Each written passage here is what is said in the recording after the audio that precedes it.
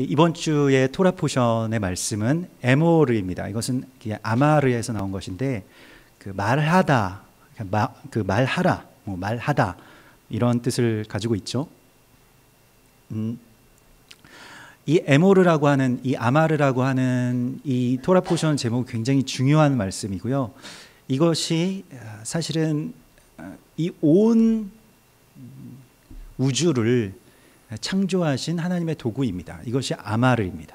그래서 이 아마르라고 하는 것, 오늘 이 본문에서 너는 여호와께서 모세에게 이르시되 또 아론의 자손 제사장들에게 말하라 할 때 이 모든 것이 이제 아마르인데, 그것은 어디에 가장 먼저 나오냐면 창세기 1장에 나오죠. 그래서 하나님께서 이르시되 빛이 있으라, 그것이 아마르입니다. 그래서 하나님께서 아마르 하셨을 때 빛이 있으라 하시는 그 명령이죠. 그것은 그냥 가서 이렇다는데 빛이 좀 있어야 되겠는데 이런 것이 아니죠. 빛이 있으라 하셨을 때에 그 빛이 있고 이 전 우주가 창조됐다는 것입니다. 이게 아주 너무나도 놀라운 그 역사의 문이 열린 것이고요. 어떤 한 개인이 제사장이 되는 것이 하나님께서 창조하신 역사의 문과 어떻게 연결되는지에 대해서 말씀하시는 것이 이번 주의 이 토라 포션의 아주 중요한 주제입니다. 성경에서 제사장의 규례 가운데서 아주 가장 강력한 그러한 규례를 우리 가운데 말씀하고 있고요. 어찌 보면 이 우주가 열리는 가장 큰 힘으로 제사장을 깨우시고 그에게 말씀하시는 것이 있어요. 그가 무엇이냐면 너는 거룩하라 라고 하는 것인데요. 근데 그 거룩에 대해서 조금 세분화해서 오늘 우리에게 말씀하시는데, 어떤 거룩에 대해서 말씀하시는지를 우리가 보아야 됩니다. 그래서 하나님의 이 아마르, 이 하나님의 말씀, 하나님의 음성으로 말미암아 생긴 이 모든 놀라운 전 인류뿐만이 아니라 전 우주에 대한 그 문을 제사장이 담당하고 있다는 겁니다. 그래서 그 제사장의 삶은 어떠해야 되는지에 대해서 주님이 오늘 말씀하고 있어요. 작은 일이 아니라는 것입니다. 그냥 어떤 사소한 일이 아니고요. 어떤 세계의 아주 열국들, 많은 나라의 많은 제사장들 중에 어떤 한 명의 이름을 주님께서 부르시는 것이 아니라는 겁니다. 이게 전 우주와 연결되어 있는 어떤 문을 너희에게 맡기는 것인 것을 우리가 알아야 된다. 이것이 오늘 이 에모르의 주제라고 할 수 있겠습니다. 그래서 베드로전서 2장 5절에서 너희도 산 돌같이 신령한 집으로 세워지고 예수 그리스도로 말미암아 하나님이 기쁘게 받으실 신령한 제사를 드릴 거룩한 제사장이 될지니라, 이렇게 말씀을 하시는데요. 그런데 이 거룩한 제사장의 어떤 첫 번째는 무엇이냐면 죽은 자를 만짐으로 말미암아 스스로를 더럽히지 말라. 죽은 자와 접촉한다라고 하는 것이 어떤 의미를 갖길래 죽은 자를 만지지 말라고 하실까요? 이 시체를 만진다라고 하는 것, 그 시체를 성경에서는 이제 만지는 것이 연합하는 것과 마찬가지인데, 어떤 우리가 이 세상을 살아가는 방식, 또 세상을 살아가는 어떤 근본적인 틀이 바뀌어야 됨을 이야기하고 있습니다. 세상 사람들은 다 살아가고 있는 것 같지만 사실은 죽어가고 있거든요. 죽음을 다 목전에 두고 죽는다라고 하는 그 어떤 절대적인 명제 앞에서 누구도 자유로울 수 없죠. 그렇기 때문에, 그리고 때때로, 그리고 분명하게도 우리의 주변에 있는 분들이 돌아가시고요.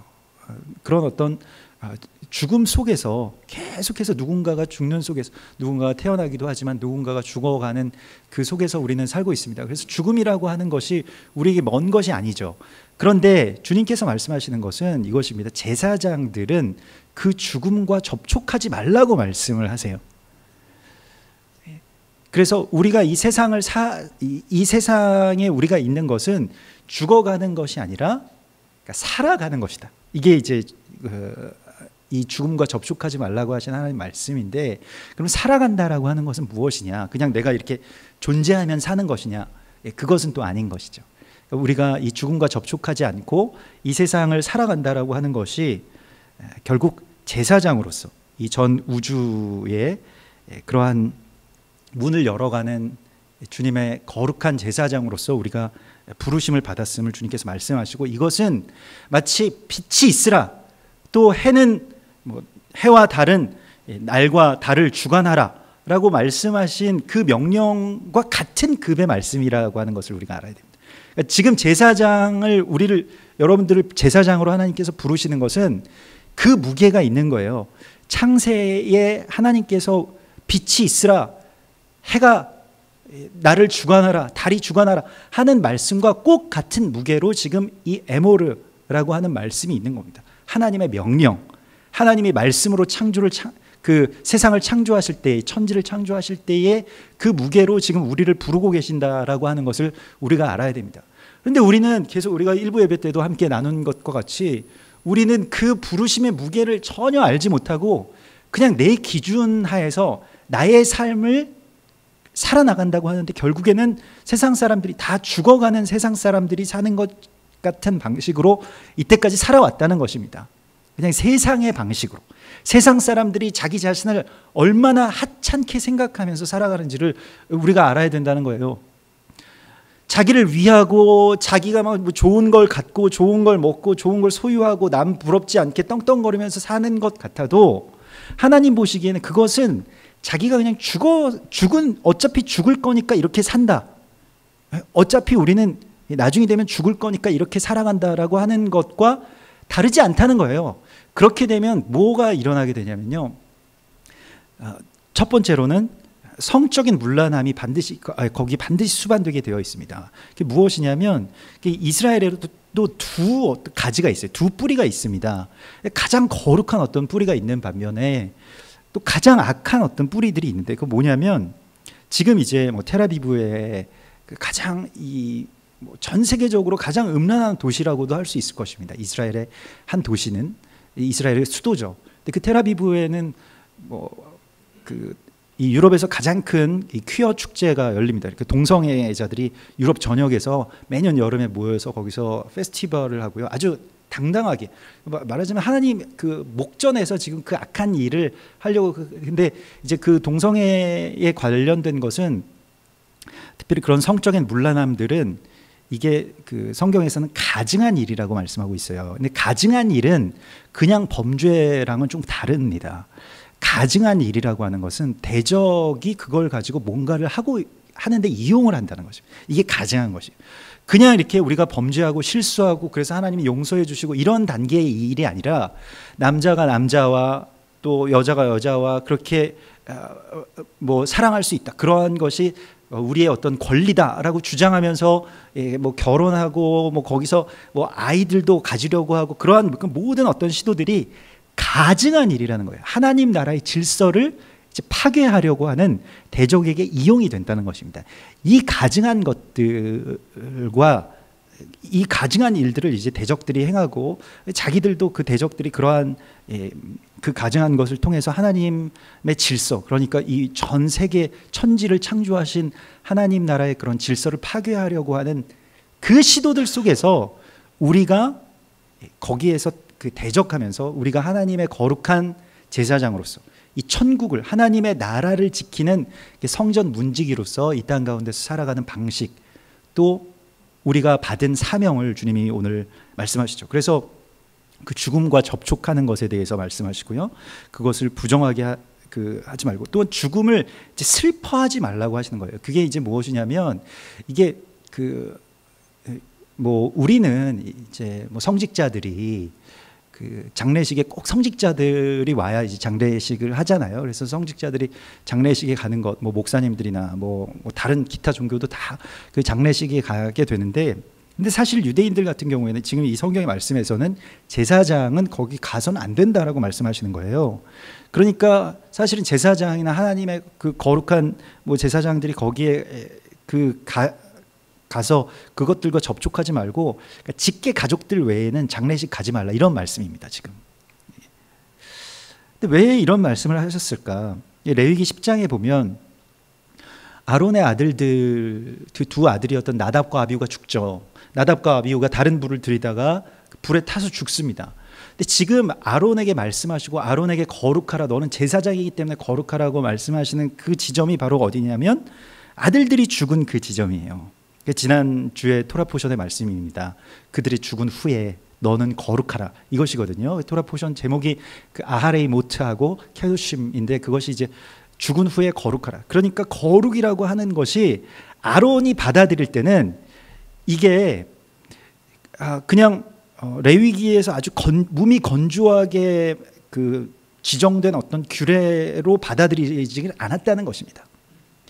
지금 뭐 적절한 비유인지는 모르겠습니다만은 지금 뭐 세월호 그 유가족들, 그 부모님들이, 그 아이를 잃은 부모님들이 그 법안들을 이제 볼 때 우리가 그냥 뭐 어떤 법안들을 보는 것과는 완전히 다른 개념으로 보죠. 그러니까 나의 아들을 잃었고 나의 딸을 그곳에서 잃었는데, 그런데 그것이 다시 바로잡아지려고 한다면 내가 이 문구 하나를 위해서 나는 정말 목숨을 걸어도 좋겠다, 이것 아닙니까? 그러니까 지금 이 제사장 아론에게 말씀하라고 하시는 것은, 이 거룩이라고 하는 것은 그 아들들이 죽은 장소, 아들들이 지금 피를 흘려서까지 무엇인가 하나님께서 주신 메시지가 있다는 거예요. 물론 나답과 아비후가 다른 불을 들이다가 죽었지만 그게 죽을 만한 일이냐는 겁니다. 세상에 얼마나 죄인들이 많은데, 아니 하나님께 예배 안 드리는 애들도 세상에 천진데, 우리 아들들은 제사장의 아들로 태어나서 예배 드리다가 죽었잖아요. 물론 모든 사람들이 다 욕해도 아마 아론은 그렇게 욕하지 않았을 거예요. 우리는 나답과 아비후를 좀 철없고 하나님 말씀 안 지킨 그런 나쁜 아들들로 알고 있지만, 세상에 나쁜 아들들이 어디 있습니까? 자기 아들인데요. 자기 아들이 그곳에서 피를 흘렸는데 하나님께서 거기에서 말씀하시는 것이고요. 레위기 전체는, 또 성경 전체는 이 프레임이 있는 겁니다. 아들의 죽음이라고 하는 그 눈물이 있는 거예요. 그래서 아들이 죽은 자리에서 지금 아론이 예배를 드리고, 아론이 이 거룩함에 대해서 아들들을 그 거룩함 가운데로 자기 아비로서 이끌지 못했기 때문에 아들들 죽은 거 아닙니까? 그러면 거기에 이 아론에게 하나님께서 그래서 말씀하세요. 너는 지금 레위기 10장에서 너는 오늘 여기서 슬퍼하지 말고, 너는 머리를 풀거나 옷을 찢지 말라, 장례식을 치르지 말고 너희가 그리하여 죽음을 면하고 여호와의 진노가 온 회중에게 미침을 면하게 하라. 오직 너희 형제 이스라엘 온 족속은 여호와께서 치신 불로 말미암아 슬퍼할지니라. 아들 죽은 것으로 말미암아서 슬퍼하지 말고 여호와께서 치신 불로 말미암아서 슬퍼하라.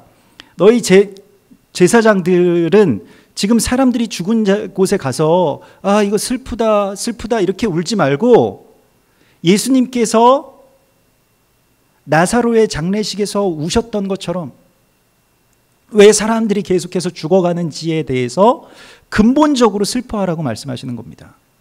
그냥 어떤 한 사람을 내가 더 이상 볼 수 없다라고 하는 그 그리움 때문에 그 죽음에 대해서 애도하는 것, 그것은 이 세상 사람들에게 맡기고, 너희는 장례, 사람의 죽음 앞에 설 때 그것을 어떤 그냥 단순한 슬픔이다, 그래서 내가 어찌할 수가 없으니까 그냥 슬픈 거 아닙니까?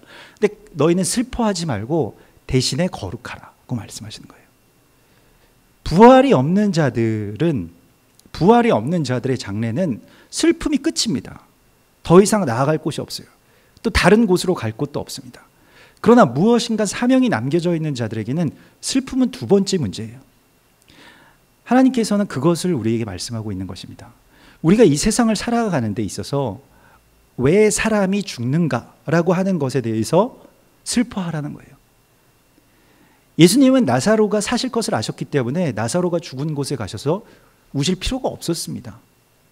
왜 우셨을까요? 주님이 왜 우셨을까요? 사람들이 나사로의 죽음 앞에서, 한 인간의 죽음 앞에서 아무것도 할 수 없고 그곳에서 그냥 피리 불고 눈물 흘리고 꺼이꺼이 울고 하는 그 지점까지밖에 못 나가는 사람들 앞에서 주님께서 우신 것입니다.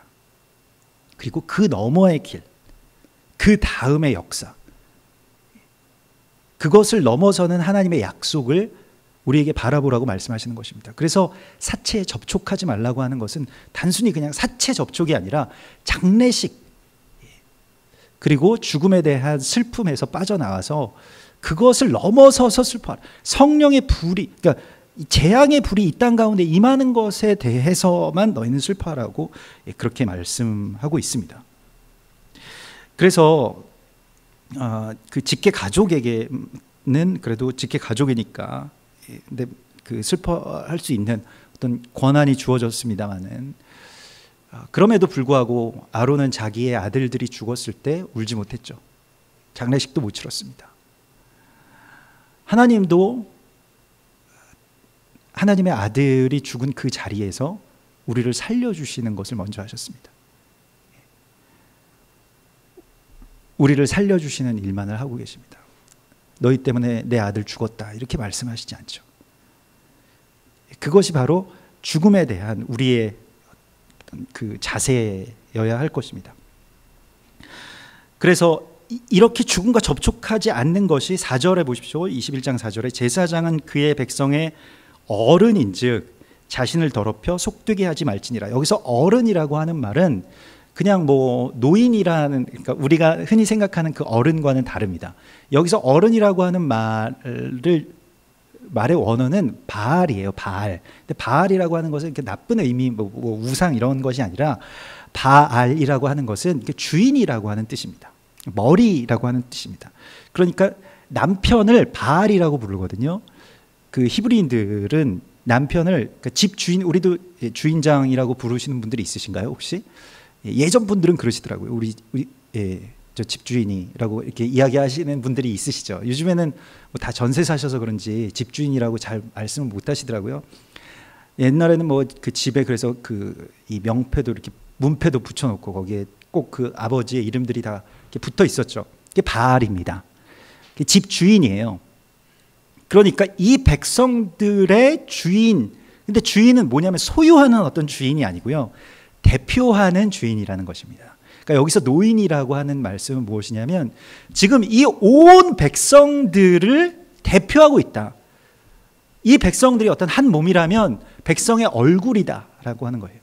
그래서 그 사람을 볼 때, 우리 사람을 볼 때 뭐 얼굴 보잖아요. 딱 사람과 대화를 할 때 그 사람의 얼굴에 어떤 표정이 있는가, 그 사람이 지금 뭘 말하고 있는가, 그 사람이 웃고 있나 울고 있나, 그 사람이 어딜 보고 있나, 이게 얼굴에 다 나타나지 않습니까? 얼굴이 어둡기도 하고 밝기도 하고 또 심각하기도 하고 뭐 짜증나기도 하고, 그게 다 얼굴에 나타나잖아요. 뭐 손을 보면 저 손이 좀 심각한데 뭐 그렇게 생각하지는 우리가 않을 거예요. 발을 보면서 저 발이 지금 오늘 좀 외로워 보인다 이렇게 이야기하지는 않을 것입니다. 얼굴을 보고 그 얼굴이 무엇을 지금 드러내고 있는지를 우리가 아주 깊이 있게 느낄 수가 있는 것이죠. 마찬가지로 우리가 제사장으로 부르심을 받았으면 백성들의 지금 모든 상태는 그 얼굴, 그 안색 을 담당하고 있는 제사장에게서 바로 나타난다는 것입니다. 그러므로 제사장은 거기에 대표자이기 때문에 몸이 막 그렇게 괴로워도 내가 하나님 앞에 나아가는 것이 기쁘면 사실 기쁘잖아요. 그래서 이게 이러한 이 몸의 그 주인이 되는 것, 그것을 바로 제사장이라고 말씀하고 있습니다. 고린도전서 6장 13절을 보면 이런 말씀이 있어요. 음식은 배를 위하여 있고 배는 음식을 위하여 있으나 하나님은 이것저것을 다 패하시리라. 몸은 음란을 위하여 있지 않고 오직 주를 위하여 있으며 주는 몸을 위하여 계시느니라. 이렇게 말씀하십니다. 그러니까 몸은 음란을 위해서, 그러니까 자기 몸의 어떠한 그 요구, 그게 바로 그 욕망이죠. 그 욕망을 채우기 위해서 몸이 있는 것이 아니라 머리를 위해서 있다는 것입니다. 머리가 지금 무슨 생각을 하나, 머리가 어디를 가고 싶어 하나, 머리가 지금 어디를 향해서 나아가려고 하는지에 대해서 몸이 반응하면 걷게 되고 움직이게 되고 그리고 말하게 되죠.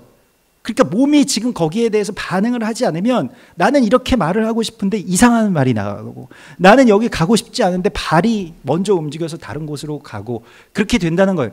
그렇기 때문에 몸은 주를 위해서, 머리를 위해서 있고, 주는 또 누굴 위해서 있습니까? 막 내 생각만 하는 게 아니에요. 몸은 뭐 어찌 됐든 나는 머리가 하는 대로 너희는 다 복종해야 돼, 이게 아니라 머리는 계속해서 생각하는 게 있어요. 몸이 잘 되었으면.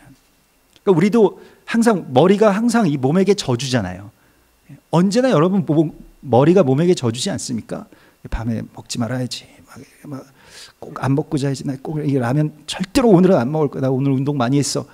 밤이 되면 그래도 몸이 이걸 원하는데 오늘 하루는 좀 해주자. 머리가 항상 몸에게 져주죠. 몸은 항상 은근히 좀 끝까지 자기가 지는 것처럼 하다가 결국에는 그래도 머리에게 받아낼 걸 다 받아냅니다. 저도 요즘 막 살이 올라가지고 이제 이걸 몸이 원하는 대로 다 해주니까요. 그래서 몸이 너 어디까지 원하나 내가 한번 다 해줄게 막 그러고 있거든요. 약간 벤치마킹 이동원 목사님 정도, 그 정도 하는 생각. 좀 이렇게 통통한 그쪽까지 가야 될 것 같은데, 아무튼 근데 몸이 원하는 것이 무엇인지에 대해서 머리는 항상 생각을 하고, 그래서 밥때가 되면 얘네들이 배고플 텐데 빨리 먹어줘야지 이렇게 해서 식당을 찾고 뭐 식사를 찾고 그렇게 한다는 것입니다. 서로 우리가 위했기 때문에 지금까지 살아 있는 거예요. 이게 삶이고 이게 유기적인 것인데, 에베소서 5장 23절에서도 남편이 아내의 머리됨이 그리스도께서 교회의 머리됨과 같음이니 그가 바로 몸의 구주시니라. 그래서 남편이 아내의 머리가 된다. 이게 바알이고요. 그리고 아내라고 하는 것이 이제 백성입니다. 그러니까 제사장과 백성의 관계는 남편과 아내와의 관계와 꼭 같아요. 예수 그리스도와 교회와의 관계와도 꼭 같습니다. 근데 거기에서 그냥 끝난 게 아니라 그 모든 관계들이 다 그것과 연결이 되고 있다는 것입니다. 그래서 그가 바로 몸의 구주시니라. 몸의 구주. 몸을 지금 구하려고 하면 머리가 제대로 된 생각을 해야 돼요. 사실은 머리가 지금 그런 생각을 하면 안 돼요. 그래도 너는 이거 먹지 말아야 돼, 너는 지금 운동해야 돼, 너는 지금 규칙적으로 생활해야 돼, 너는 이 세상의 어떤 향락이나 쾌락이나 이런 것이 아닌 하나님의 나라의 백성의 몸으로서 온전하게 드려야 되라고 하는 그 생각이 몸을 구해낸다는 것입니다. 몸은 자기 스스로를 구해내지 못해요. 몸이 원하는 것은 항상 욕망입니다. 끝까지 한번 가보자는 거죠. 근데 아무것도 채워지지 않는 그 끝이죠.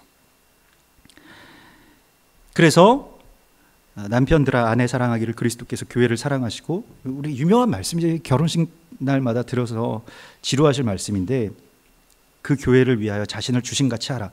그것이 무엇이냐면 이것이 거룩이라고 말씀. 이는 곧 물로 씻어 말씀으로 깨끗하게 하사 거룩하게 하시고 자기 앞에 영광스러운 교회로 삼으신 예수 그리스도께서 원하시는 것이라는 것입니다.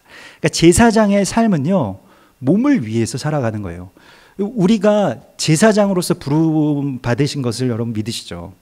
왕과 같은 제사장으로서 새 언약의 대제사장이신 예수 그리스도께서 우리를 다 자신의 핏값으로 사셔서 제사장으로 부르셨다는 것입니다. 그래서 우리에게 맡겨주신 그 몸이 있어요. 백성들의 대표인즉, 백성들의 머리인즉 너희는 거룩하라. 자기를 속되게 하지 말라. 그게 머리가 더러워지면 몸은 전체가 다 더러워진다는 것입니다. 그러면 사단은 뭘 공격할까요? 몸을 공격할까요? 머리를 공격할까요? 당연히 머리를 공격하는 것이 훨씬 더 효과적이겠죠. 그래서 자신을 더럽혀 속되게 하지 말지니라라고 해서 이제 그러면 그래 맞아 나는 거룩하게 살아야 되겠다라고 하는데, 레위기는 항상 여기서 배신을 때립니다. 이제 말씀을 이제 받을 때가 됐다. 그러면 좀 뭐 은혜로운 말씀을 주셔야 되잖아요. 근데 딱 그 다음 절을 보면 제사장들은 머리털을 깎아 대머리 같게 하지 말며 자기의 수염 양쪽을 깎지 말고 살을 베지 말라. 이 말씀을 주셨다는 거예요. 그래서 좀 은혜롭게 설교하고 은혜롭게 말씀 좀 받으려고 하면 머리를 뭐 깎아서 대머리 같게 하지 말라. 이게 무슨 말씀이냐면, 이게 사실은 정말 중요한 말씀입니다. 머리털을 깎아서 대머리 같게 했다는 게 뭐냐면, 지금 여기 계신 형제들 머리 스타일이거든요. 다. 그러니까 머리털 여기 깎았다는 거예요. 이걸 지금 깎아서 대머리 같이 만들었다는 것이 무엇이냐면, 이게 대머리라고 하는 것이 이게 머리털 다 밀고 이게 아닙니다. 물론 뭐 그것도 있지만, 여기서 대머리라고 하는 것은요, 이게 그 머리 위에 있는 무엇인가, 이 머리 위를 덮고 있는 이거를 이 카파르라고 하는 이 덮다라고 하는 것을 베어낸 자를 말합니다. 하나님께서 그래서 유대인들이 이게 키파를 쓰잖아요. 모자를 쓰는 이유가 그 카파르, 이게 하나님이 덮으신 것. 그러니까 나는 그러면 머리인데, 제사장으로서 머리인데, 머리 위에는 뭐가 있습니까? 머리카락이 있죠. 이 머리카락이 머리를 덮고 있다는 거예요. 그래서 우리는 머리카락이 하는 일이 뭔데? 그냥 나의 어떤 외모에 대한 어떤 것, 그것만 지금 담당하고 있다고 생각하지만 성경적인 개념에서는 머리 위에 있는 어떤 존재를 말합니다. 나를 지배하지는 않지만 나의 삶에 있어서 이 그러니까 머리가 생각하는 것 위에 뭔가가 있다는 거예요. 그래서 그것을 깎지 말고 그걸 깎아내면 안 된다는 겁니다.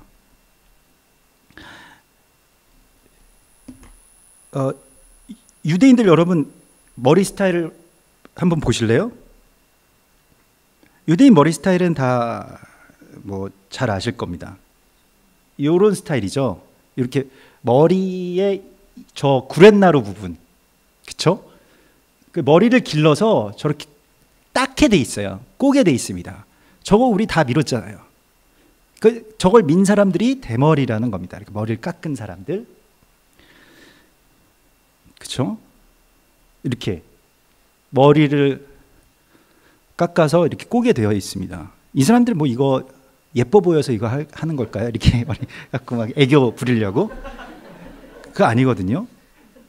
하나님 말씀을 따라서 그 언약에 순종하기 때문에 이걸 하는 건데, 이 의미는 다 아는지 모르는지는 모르겠어요. 하지만 지금 이렇게 유대인들이 이 말씀을 아직까지도 지키고 있는데, 이 말씀에 대해서 열왕기 하 2장에 보면 2장에 엘리사가 그 베델로 올라갈 때, 베델은 이제 하나님의 집입니다. 근데 베델이라고 하는 것은 굉장히 중요한 지점인데, 엘리사가 베델에 올라간다라고 하는 것은 정말로 주님께 야곱이 그 돌베개를 베고 잔 곳, 그래서 그렇게 주님 앞에 그 제단과 온전한 그런 그 거룩함을 위해서 베델로 올라가는데, 그가 길에서 올라갈 때 작은 아이들이 성읍에서 나와서 그를 조롱하며 이럴 때 대머리여 올라가라, 대머리여 올라가라 하는지라. 근데 엘리사가 뭐 대머리였나 보죠. 그래서 아이들이 나와서 대머리한테 대머리라고 욕했는데 뭐가 문제가 있어요. 좀 짓궂은 아이들이었을 뿐이죠. 그런데 엘리사가 갑자기 화가 나서 암콤을 저주하니 암콤 둘이 나와서 그 아이들을 다 찢어 죽였다. 이게 지금 엘리사의 기적 가운데 하나입니다. 하나님이 살아계신다면, 그리고 엘리사가 정말 제대로 된 사람이라면, 이게 아이들 인권은 어떻게 된 겁니까? 아이들이 지금 여기서 어떤 존재이고 아이들이 왜 암콤에 죽습니까?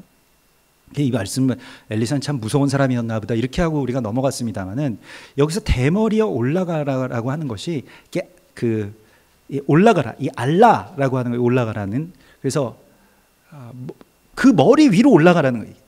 이것이 그 언약 밖으로 올라가라는 거예요.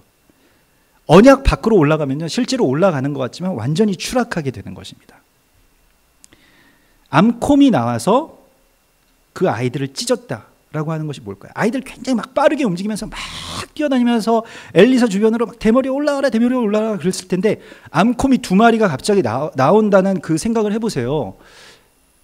무슨 이런 그 연극 같은 걸 만들면 굉장히 아주 유치한 연극일 거예요. 암콤이 갑자기 2마리가 어딘가에서 대기하고 있다가 분장하고 나온다고 하면 너무 웃긴 연극일 것인데, 암콤이라고 하는 단어는 이게 그 도브라고 하는 단어를 씁니다. 근데 도브라고 하는 히브리어는 느리다는 뜻입니다.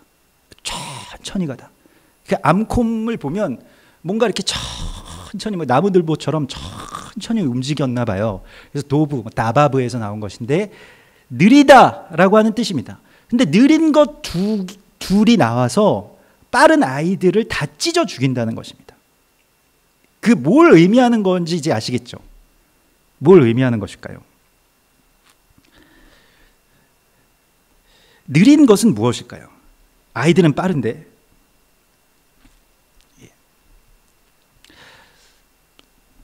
그것이 도브, 다바브라고 하는 이 말씀 안에 그대로 이제 숨겨져 있는데요. 이게 이제 하나님의 언약, 또 하나님의 나라, 하나님의 역사를 우리 가운데 말씀하시는 아주 중요한 어떤 한 단서가 됩니다. 전에 어떤 우리 그 집사님 말씀해 주셔서 한 영상을 보게 됐는데 이게 지금 나오는지 모르겠는데요. 예. 한번 보실까요? 이게 뭐냐면 하나님께서 창조하신 세계, 하나님께서 창조하신 우주가 그대로 있지 않고 이게 헬릭스 모델이라고 하는 건데요. 뭐 물리학적으로 다 증명이 된 이야기라고 합니다.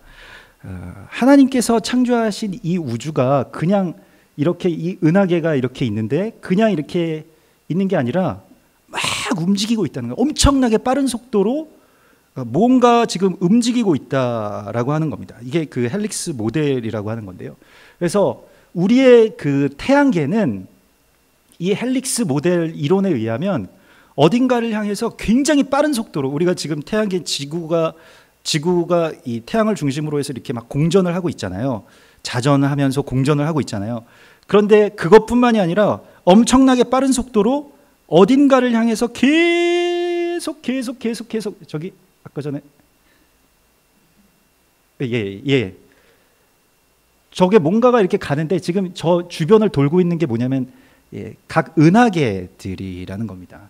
그래서 쟤네가 저 속에 우리도 하나에 있고요. 태양계가 그러니까 저런 많은 어떤 은하계들이 또 무엇인가를 해서 계속해서 어딘가를 향해서 중요한 것이 있습니다. 나아가고 있다는 것입니다. 예.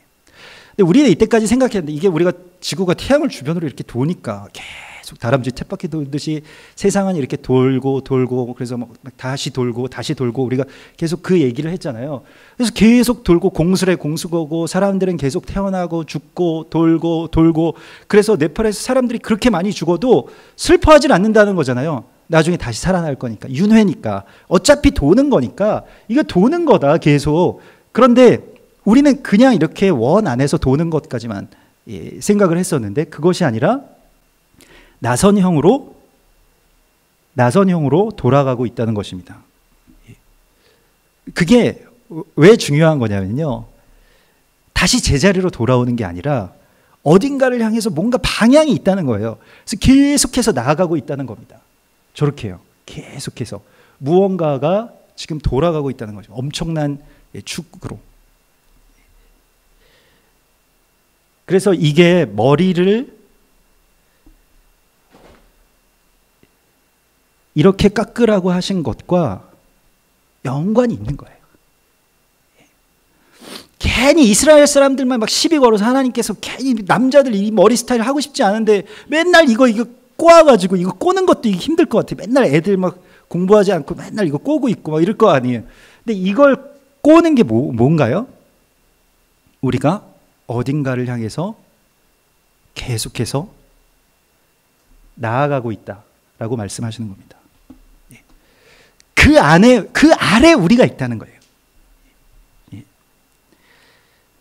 천천히 움직이는 것 같아요. 이 암콤 둘이 천천히 움직이는 것 같아도 결국에는 그 언약 밖으로 벗어나면 이 천천히 지구가 천천히 움직이고 우리가 천천히 지금 절기가 천천히 나아가는 것 같아도 이게 시속 7만 킬로미터 이상으로 지금 움직이고 있다는 거 아니에요. 얼마나 바쁘면 7만 킬로 이상 되는 거 이 지구상에 어떤 물체가 7만 킬로 이상 달립니까? 엄청나게 빠른 속도로 뭔가 하나님께서 원하시는 그 지점을 향해서 우리가 너무너무 빠른 속도로 나아가고 있잖아요. 7만 킬로미터, 시속 7만 킬로미터. 와, 엄청나죠? 그것이 움직이면 대머리야 올라가라. 이것은 무엇입니까? 언약? 예수님 나오시는 날? 주의 날? 말세? 뭐 그런 거 다 필요 없어. 그냥 우리는 우리 몸 위에서 살면 돼. 즐기면서 살아. 그것이 텔아비브의 유대인들이죠.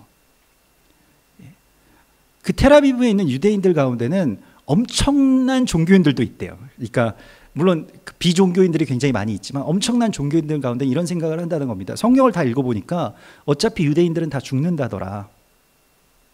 예? 어차피 유대인들은 다 꺾여지고 희생돼서 다 죽는다더라. 그러니까 우리는 어떻게 살아야 되겠어요? 남은 생에 어차피 나중에 마지막 때가 되면 유대인들은 다 죽어. 교회는 핍박받아. 그러니까 그 전에 어떻게 해야 돼요? 있는 동안 즐기자. 이런 것이죠. 올라가라. 올라가라. 언약이나 마지막 때나 예수의 다시 오심 그러는 거 별로 생각하면서 살지 마. 골치 아프잖아. 그냥 그 위로 올라가서 살아. 이것이 바로 이 아이들이 부추겼던 일이라는 것입니다. 이 세상에 우리 주변에 지금 그걸 부추기는 게 너무 많아요. 언약 안에 들어와서 언약적인 어떤 메시지가 선포되고 언약적인 삶을 살아간다라고 하는 것만큼 힘든 일이 어디 있습니까? 설교도 잘 되지 않고 사람들이 잘 받아들이지 않으니까요. 우리가 이러한 말씀대로 이렇게 살아간다라고 하는 것이 너무 먼 일인 것 같고 내 일 가운데 그냥 살아가고 싶지 않습니까? 그러나 베드로후서 3장 9절에서 주의 약속은 어떤 이들이 더디다고 생각하는 것 같이 더딘 것이 아니라, 이게 암콤이 더딘, 이게 도부, 이게 더디어서 막 천천히 움직이는 것 같아도 다 죽인다는 거예요. 오직 주께서는 너희를 대하여 오래 참으사 아무도 멸망하지 아니하고 다 회개하기에 이르기를 원하시느니라. 그래서 이 암콤이 천천히 움직이고 있을 때 우리가 해야 될 일은 회개하고 돌이키고 언약의 문 가운데로 빨리 사람들을 모아야 된다는 것입니다. 우리가 그리로 들어갈 수 있도록 해야 된다는 것입니다. 그러나 주의 날이 도둑같이 오리니 그 날에는 하늘이 큰 소리로 떠나가고 물질이 뜨거운 불에 풀어지고 땅과 그 중에 있는 모든 일이 드러나리로다. 시속 7만 킬로미터로 뭔가가 이렇게 진행되고 있습니다. 우리의 이 은하계의 일들이요. 그리고 우리가 살고 있는 이 지구가 지금 그렇게 빨리 우리가 어딘가로 움직이고 있는데, 우리가 아무리 어느 날 내가 마지막 때가 딱 되면 딱 오늘 마지막 날 슈퍼 가서 딱 먹을 것 쫙 사다가 물도 사다가 오랫동안 주님 오실 날을 그렇게 견딜 환난의 날을 우리가 준비해야지 라고 해서 그 날을 살 수 있지 않다는 겁니다. 도둑같이 이른다는 거예요. 그래서 이것이 풀어지게 될 것이다. 이 일들이 나중에는 다 풀어지게 되고 결국엔 다 사람들이 알게 될 것이다. 그래서 하나님의 날이 임하기를 바라보고 간절히 사모하라. 그날에 하늘이 불에 타서 풀어지고 물질이 뜨거운 불에 녹아지리라. 결국 이 머리를 꼰다는 것이 무엇입니까? 민머리가 되지 않는다는 것이 무엇입니까? 하나님의 날이 이루어질 것을 바라고 간절히 사모하라는 거예요. 어떻게 해서든 지금 이게 그래서 이렇게 돌고 있으니까 이 자라나는 모든 이 나뭇잎들이든 모든 세상의 어떤 식물들, 생물들은 다 이런 식으로 자기의 가지들을 뻗어나간다는 거 아닙니까? 거기에 반응하고 있다는 거 아니에요. 우리도 거기에 반응해서 살아가라고 하는 것입니다. 근데 그것과 상관없이 그거 딱 잘라버리고 언약, 하나님의 계통의 일이야. 언약, 이 교회에서 좀 얘기하는 것 같은데 내 일은 아니야. 자르고 언약, 내일 출근해야 되는데 언약은 무슨 언약이야. 언약, 내일 시험 보는데? 그러나 우리는 그의 약속대로 의가 있는 곳인 새 하늘과 새 땅을 바라보도다, 이렇게 말씀하시는데 베드로후서 그래서 3장에서는 그래서 우리가 어떻게 해야 되냐면, 그러므로 사랑하는 자들아 너희가 이것을 바라보고 있으니까 바라보나니 주 앞에서 점도 없고 흠도 없이 평강 가운데서 나타나기를 힘쓰라. 우리가 거룩해야 되는 이유가 이걸 바라보고 있기 때문에 거룩해야 된다는 겁니다. 그냥 도덕적으로 우리는 거룩해야 되니까 거룩하라, 이거 아니고요. 뭐 죄라고 하는 것이 어떤 한 사안에 있는 게 아니에요. 뭐 술 마시고 담배 피고 뭐 그러면 죄인이고, 술 안 마시고 담배 안 피우면 죄인이 아니고, 그게 아니라니까요. 하나님에게서부터 멀어진 모든 것들은 다 죄입니다. 지금 이렇게 이거 꼬고 다니는 이 유대인들 있잖아요. 저 이스라엘 가서 약간 문화적으로 충격받는, 되게 거룩하게 살 것 같잖아요. 물론 뭐 거룩하게 살기, 제가 삶을 이분들 다 알지는 못하지만은, 근데 이분들이 이거 트램 그거 막 전철 기다리는데 막 담배를 한 대씩 다 모여가지고 담배를 한 대씩 딱 풀면서, 옛날 고등학교 때 침 좀 뱉는 아이들처럼 거기서 담배를 한 대씩 피면서 다 서 있는 거예요. 깜짝 놀랐어요. 유대인들, 저 사람들 왜 담배 피지? 우리 관점이었던 거예요. 우리 개념.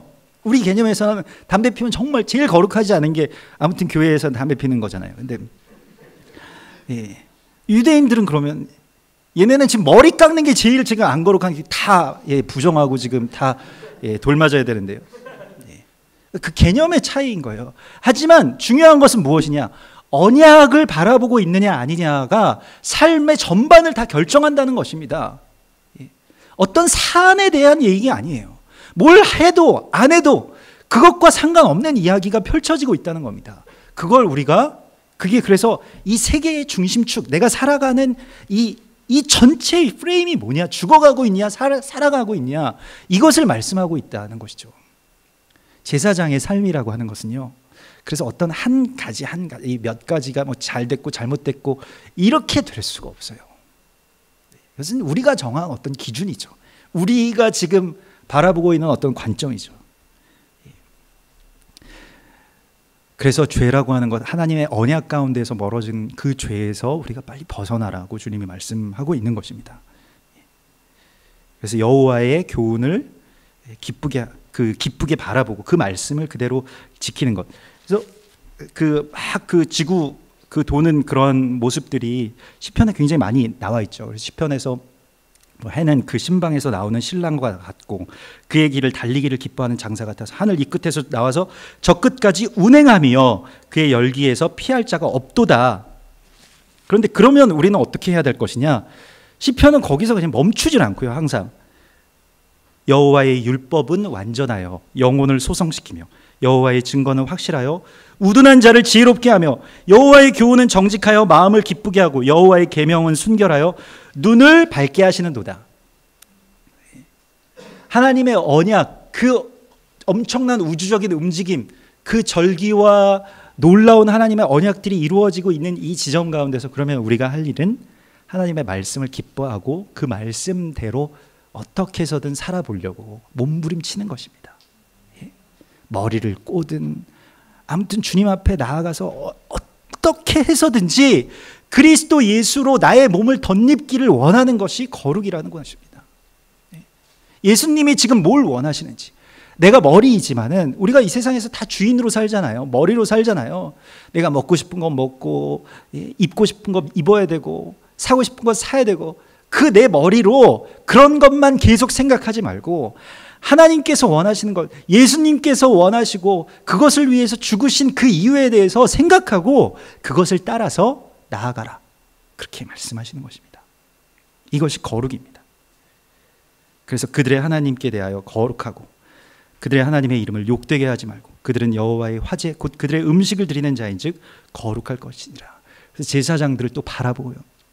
우리가 계속 어떤 이 나선형 구조의 어떤 다층적인 구조로 있다는 이 개념만 알아도요, 아주 놀라운 것들을 발견하게 됩니다. 내가 제사장이고 또 제사장이 또 제사장을 바라보게 되고 또 제사장 나라가 있고 뭐 이런 것들이 이제 막 의문으로 제사장으로 우리면은 뭐 제사장이었던 이스라엘은 다 패해진 것이냐? 뭐 이런 것이 아닌 것이죠. 그러니까 같이 그렇게 제사장으로서 그렇게 살아가게 된다는 것입니다. 그래서 너희는 이제 너희가 이 세상 가운데서 특별히 제사장은 그 모든 것들이 누구와 연합할 것인지에 대해서 또 어떤 연합을 이루어갈 것인지에 대해서 깊이 있게 생각하고 그것을 고민하라고 말씀하십니다. 그래서 특별히 성적인 문란이라고 하는 것은 또 결혼을 누구랑 하느냐, 과부나 이혼당한 여자나 창녀짓을 하는 더러운 여인을 취하지 말고, 이게 레위기 21장 14절의 말씀인데요. 자기 백성 중에서 처녀를 취하여 아내를 삼으라. 제사장에게 이렇게 말씀하셨거든요. 제사장이 뭘 해야 되는지에 대해서 말씀하신 겁니다. 제사장이 자기 백성 중에서 처녀를 취해서 아내를 삼으라고 하는 말씀은 예수님께서도 마태복음에서 2번이나 언급하셨습니다. 마태복음 10장 5절과 15장 24절인데요. 마태복음 10장 5절에서 예수님께서는 12를 보내시며 제자들 이에 예수께서 12를 보내시며 명하여 이르시되 이방인의 길로도 가지 말고 사마리아인의 고을에도 들어가지 말고 오히려 이스라엘 집에 잃어버린 양에게로 가라. 이렇게 말씀하셨어요. 이게 레위기 21장 14절의 말씀과 연결된 같은 말씀입니다. 과부나 이혼당한 여자나 창녀짓을 하는 더러운 여인을 취하지 말고 자기 백성 중에서 처녀를 취하여 아내를 삼으라고 말씀하셨어요. 이게 무슨 말씀일까요? 그러면 우리는 이스라엘 백성들에게로만 가야 될까요? 그러니까 마태복음 15장 24절에서도 예수께서 대답하여 이르시되 이 사마리아 여인에게 말씀하신 것이 나는 이스라엘 집에 잃어버린 어린 양 외에는 다른 데로 보내심을 받지 아니하였노라. 이 수로보니게 여인에게 말씀하신 거죠. 그래서 이스라엘의 어린 양을 취한다고, 이스라엘의 어린 양을 고치시고 이스라엘의 어린 양을 도우신다라고 하는 것이 무엇일까요? 열방을 우리가 바라보는 개념이 열방에 대해서, 사마리아에 대해서, 갈릴리에 대해서, 이방에 대해서, 한국에 대해서, 일본에 대해서, 북한에 대해서 바라보는 것이 과부나 이혼한 처녀, 이혼한 사람이나 아니면 창녀로서 바라보는 것이 아니라는 것입니다. 잃어버린 이스라엘의 어린 양으로 그 회복을 위해서 우리가 나아가고 있다는 것입니다. 그 12이라고 하는 그 12지파의 회복, 그것을 위해서 우리가 있다는 거예요. 복음을 전하는 것도 그것을 위해서 있는 것이고요. 그게 왜 중요하냐면 그냥 전도해서 사람들이 다 예수를 믿게 해야 된다라고 하는 개념과 많이 다른 개념이기 때문에 그렇습니다. 이스라엘의 잃어버린 양이라고 하는 것은 그것이 혈통적인 것도 물론 있습니다. 그 한 가지의 어떤 이 나선형이 있겠습니다만은, 또 하나는 비혈통적이지만은 예수님께서 수로보니게 여인의 딸을 고쳐주셨던 것과 같이 너도 이스라엘의 잃어버린 어린 양이야 라고 이렇게 말씀하시는 것이죠. 당시의 유대인들은요, 우리가 지금 굉장히 착각하고 있는 것은 유대인들이 이스라엘이라 이렇게 착각하잖아요. 근데 당시의 유대인들에게는 또 다른, 우리와 이 시대와 또 비슷하지만 완전히 다른 대체 신학이 있었습니다. 그게 무엇이냐면 이스라엘은 끝났다 이거예요. 이스라엘은 예전에 아수르에게 끌려가서 막 사마리아와 그 갈릴리, 납달리 이런 데는 이 말하자면 아수르 군인들의 어떤 캠프거든요. 캠프. 그래서 거길로 계속 그 이스라엘 10지파의 여자들 다 데려가 가지고 거기에다가 이 수용소를 세우고 거기에서 이 아수르 군인들을 아무튼 계속해서 집어넣어 가지고 혼혈을 시켜버렸어요. 그러니까 거기가 이방 땅이 된 겁니다. 갈릴리와 납달리가요. 그리고 다시 그들이 돌아왔을 때 그들은, 유대인들이 이스라엘로 인정하지 않았어요. 너희는 이방인들이야. 너희는 몸이 더러워졌어. 너희는 창녀야. 이렇게 해서 어떻게 했습니까? 우리도 예전에 그런 막 속어들도 있었죠. 그러니까 예전에 전쟁터에 끌려갔다가 돌아오신 분들을 향해서 아주 나쁜 말들도 하고 그들 막 마을에서 배척했던 것처럼 그들을 배척했던 그곳이 바로 사마리아인 것이죠. 그러니까 그게 바로 무엇이냐면 이방의 갈릴리와 납달리로 예수 그리스도께서 오신 이유입니다. 이스라엘 아직 하나님 버리시지 않았다. 끝나지 않았다. 혈통적으로 찾을 수가 없고 지파들은 다 산산조각 나서 어디론가 전 세계에 다 뿌려졌는데요. 나는 버리지 않았다. 나는 포기하지 않았다. 나는 아직 이 구속의 역사를 끝내지 않았다는 것입니다.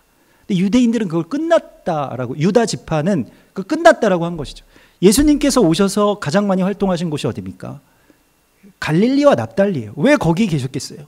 이방의 갈릴리와 납달리. 전에 아이를 낳지 못하던 그 땅이 이제 네가 헵시바다, 뷸라다. 너는 사랑스러운 나의 신부다. 내가 그들을 다시 불러 모을 것이라고 말씀하시고 그곳에 있으신 이유가 바로 그 메시지인 겁니다.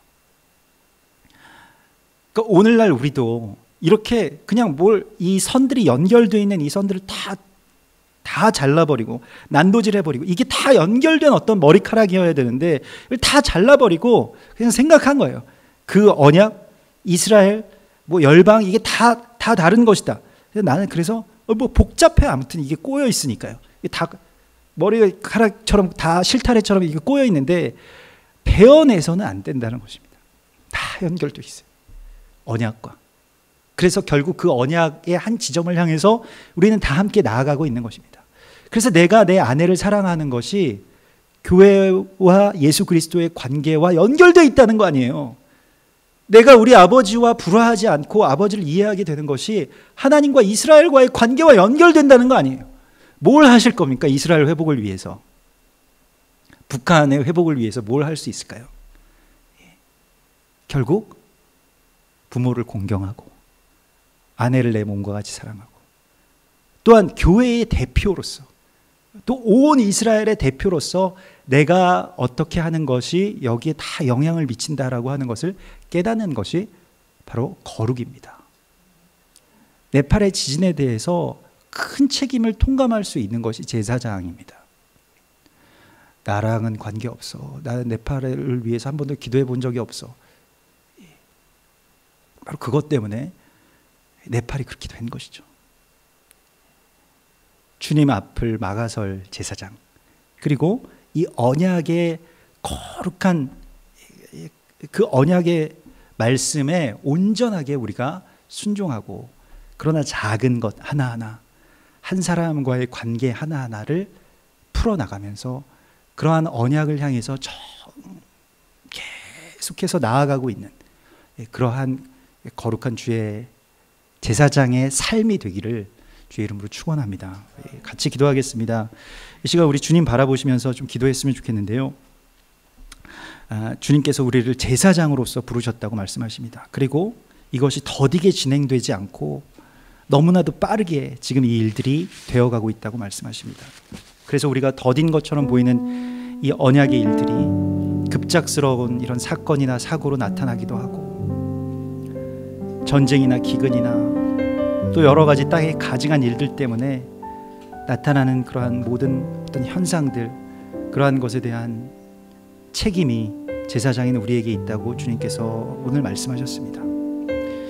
우리가 그 언약이 깨어있는 제사장 되게 하여 주시고, 그 언약을 위하여서 어떻게 해서든지 몸부림치며 나 자신과 또한 작은 관계 하나하나를 거룩한 그리스도 예수와 교회와의 관계로 바꾸어 나가는 그러한 승리자, 그러한 제사장 되게 해달라고, 그래서 죽은 자와 연합하지 아니하고 정말로 제사장으로서 살아갈 수 있게 해달라고 우리 시간 주님 바라보면서 잠시 같이 기도하겠습니다.